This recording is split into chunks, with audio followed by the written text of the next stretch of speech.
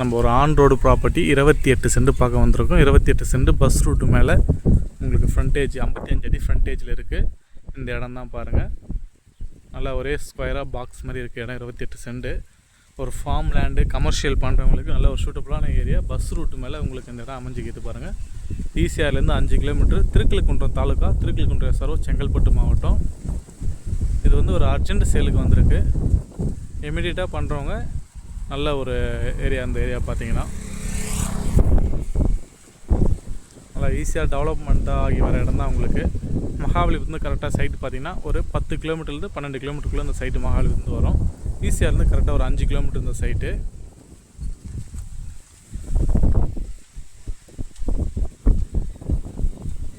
இதுதான் சைட்டு, ஒரே straight line இருக்குது பாருங்க. இதுதான் சைட்டு உங்களுக்கு